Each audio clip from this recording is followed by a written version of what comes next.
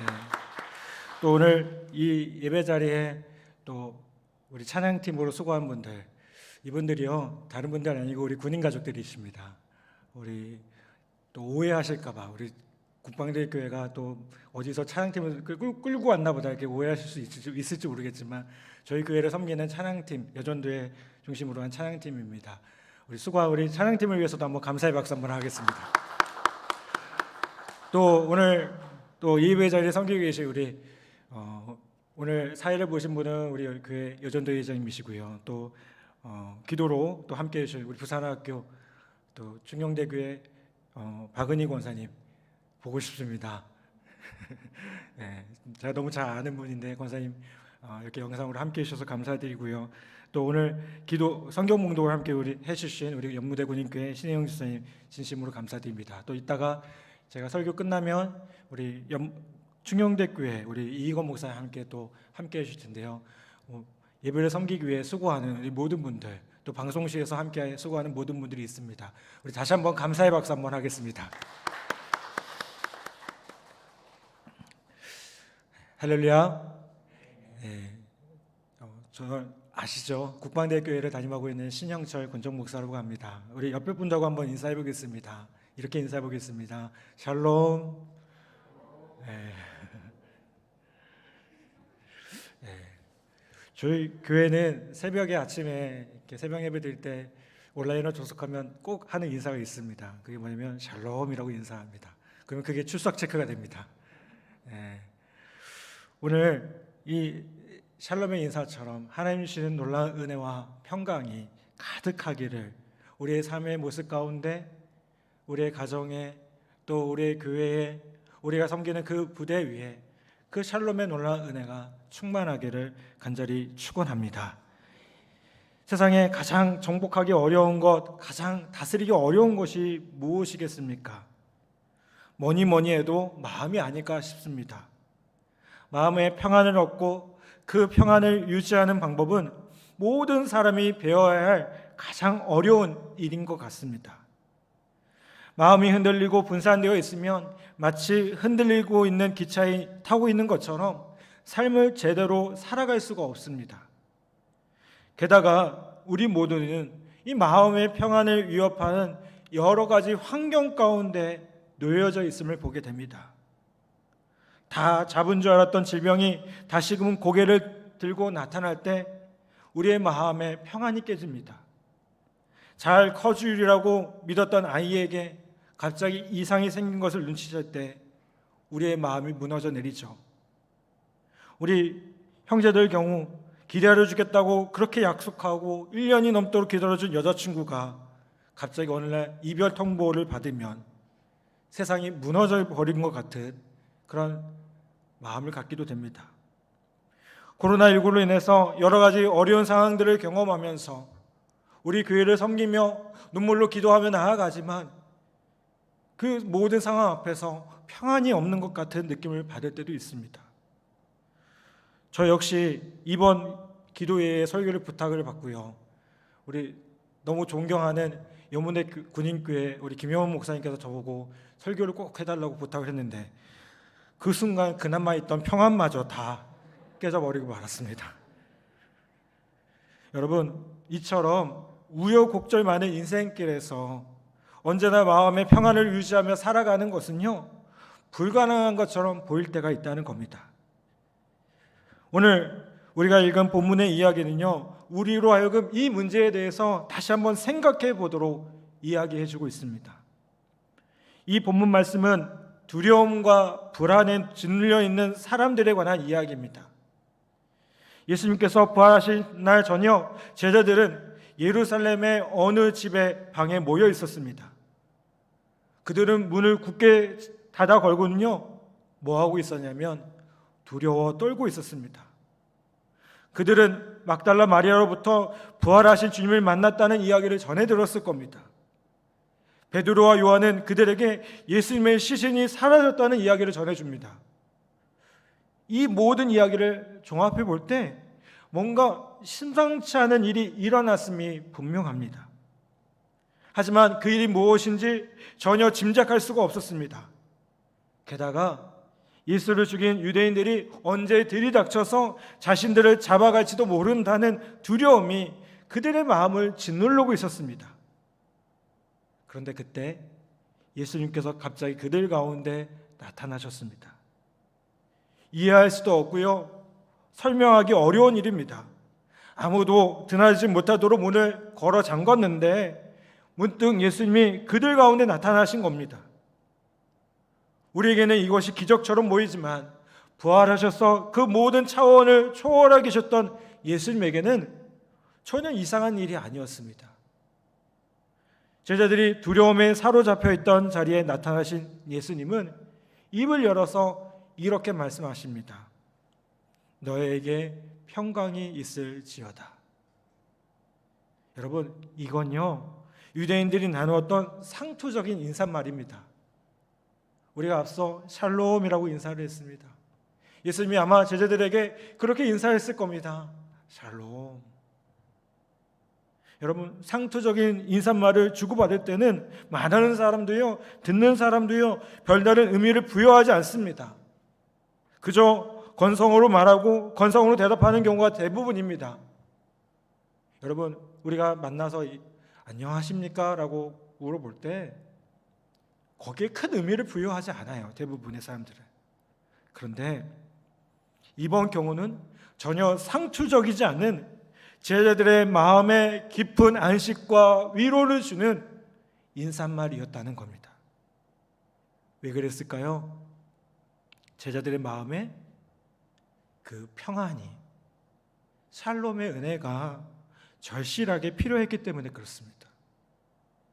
이 인사말을 들었을 때 제자들은 그렇습니다. 저희에게 평강을 주십시오. 지금 저희들에게 필요한 것은 마음의 평안입니다. 라고 말하고 싶었을 겁니다. 그런데 지금 그들 가운데 나타난 사람이 누구입니까? 제자들은 어리둥절했을 겁니다.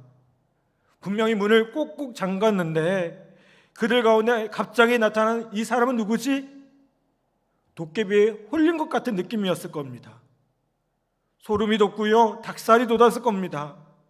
이 사람은 너희에게 평강이 있기를 원한다 라고 그렇게 말하고 있지만 그들의 마음은 그 사람으로 인해서 더욱 두려웠을 겁니다. 예수님이 그런 감정을 모르실 리 없습니다. 그분은 그래서 제자들에게 두 손을 펴서 양 손바닥에 난 못 박힌 상처를 보여주십니다. 옷자락을 들쳐서 창에 찔린 옆구리의 상처를 보여주십니다. 그제서야 제자들은 그분이 유령도 아니고 도깨비도 아니고 십자가에서 돌아가신 그 나사렛 예수께서 부활하셔서 그들 가운데 오셨음을 깨닫게 됩니다. 자신의 정체를 확인하고 나서 제자들은요 안도의 한숨을 내쉬게 됩니다. 그리고 예수님은 또다시 그들에게 너희에게 평강이 있을지어다 이렇게 말씀하십니다. 여러분, 그제서야 그 제자들의 마음속에 있는 불안과 두려움 이런 것들이 사라지고요, 정말 주님 주시는 놀라운 평안이 자리를 잡게 됩니다. 여러분, 이 이야기의 초점은 아주 분명해 보입니다. 두려움과 불안에 시달리던 제자들이 부활하신 주님을 믿고 의지함으로 마음의 평안을 얻게 되었다는 메시지입니다. 문이란 문을 모두 걸어 잠그고 피신해 있던 제자들이 그 후에 문을 활짝 여고 바깥으로 나가 죽음의 위협을 두려워하지 않고 담대하게 복음을 전했다는 이야기입니다. 여러분, 마찬가지로 우리도 부활하신 주님이 우리 가운데 계심을 깨닫고 그 사실을 믿음으로 고백하고 그분과 함께 살아간다면 마음의 평안을 얻고 그 평안의 힘으로 우리에게 주어지는 환난과 고난과 그 시험들을 극복할 수 있다는 메시지입니다. 그런데 여러분, 이 메시지가 쉬워 보이고 간단해 보이지만 그게 정말 쉽습니까? 처음 믿으시는 분들은 모르겠지만 어느 정도 믿음의 연조가 있는 분들은요, 경험해 보셨을 겁니다. 이게 말처럼 쉽지 않다는 겁니다. 그래서 우리는 여기서 질문합니다. 혹시 이게 그냥 귀에 듣기 좋은 위로의 말씀이 아닐까? 그렇게 믿고 의지하며 평안을 구했는데도 현실을 마주하는 마음마다 유동이 치고 손이 떨리고 눈동자가 흔들리며 판단력이 마비가 되는데 이건 도대체 무엇 때문이란 말인가? 나는 믿음이 좋은 줄 알았는데 그 믿음으로 어떠한 시험도 환난도 넉넉히 이겨 넘길 줄 알았는데 작은 사건 앞에서 종적을 감춰버리는 내 믿음은 도대체 무엇이지? 부활하신 주님을 믿고 의지할 때 두려움과 불안을 극복하고 마음의 평안을 얻을 수 있다는 복음이 과연 진리일 것인가? 라는 그런 의문을 갖게 됩니다. 여러분, 이런 의문은요 결코 믿음이 없음이 아닙니다. 어쩌면 우리에게 너무나도 당연하게 드는 문제일 수 있습니다. 그런데 이 이야기를 곰곰이 생각해 보면 무엇이 문제인지 알 수가 있습니다. 부활하신 주님을 뵙고 그분을 의지하며 살아가는 사람은 믿음으로 불안과 그 두려움들을 이길 수 있습니다. 이건요 단순히 위로의 말이 아니라 능력이며 진리입니다. 인간에게 가장 두려운 적인 죽음 앞에서조차 마음의 평안을 잃지 않을 수 있는 비밀이 이 믿음 안에 있습니다. 그러면 문제는요 우리 자신의 믿음에 있다는 거예요. 오늘 성경의 말씀의 약속은 진리인데 그 진리가 능력을 발휘하기 위해서는 우리의 믿음이 너무나도 작다는 겁니다. 상 여러분, 우리에게 있는 믿음은 어떻습니까? 우리에게 있는 그 마음의 평안은 어떻습니까? 부활하신 주님, 그분을 믿고 따르고 있는 우리는 그분에게 있는 그 평강을 얼마나 누리고 있습니까? 우리의 마음과 우리의 마음의 평안을 점검해 볼 필요가 있지 않겠습니까? 예수님은 돌아가시 전에 제자들에게 이런 말씀을 하신 적이 있습니다. 평안을 너희에게 끼치노니 곧 나의 평안을 너희에게 주노라. 내가 주는 것은 세상이 주는 것과 같지 아니하니라. 너희는 마음에 근심도 하지 말고 두려워하지도 말라. 아멘. 여러분, 부활하신 주님께서 제자들에게 너희에게 평강이 있을지어다 라고 인사하신 것은요 돌아가시 전에 주신 약속을 확인해 주신 것입니다. 여기서 주목할 것은 나의 평안을 너희에게 준다는 거예요. 예수님께서 주시는, 예수님께 있는 그 평안이 우리에게 허락되어진다는 겁니다. 여러분, 예수님의 평안은 그러면 어떤 평안이겠습니까? 한마디로 어떤 환경과 어떤 환난과 반대에서도 하나님의 뜻을 따라 살게 하는 평안입니다. 어떤 의문과 혼란 속에서도요 하나님께 대한 믿음을 놓지 않는 평안입니다. 죽음의 위협 앞에서도 흔들리지 않는 평안입니다. 당시 최강자였던 가야바와 안나스와 빌라도 앞에서도 주눅들지 않는 평안입니다. 예수님은 그 평안을 제자들에게 그리고 그것을 믿는 우리 주의 여정들과 이 자리에 모인 모든 이들과 영상으로 함께하는 모든 이들에게 주시겠다는 겁니다. 여러분, 예수님 역시 십자가의 죽음 앞에서 그 평안이 흔들렸던 적이 있습니다. 겟세마네 동산에서 기도하시면서 어떻게 기도하십니까? 주님, 이 잔을 내게서 지나가게 해달라고 기도합니다.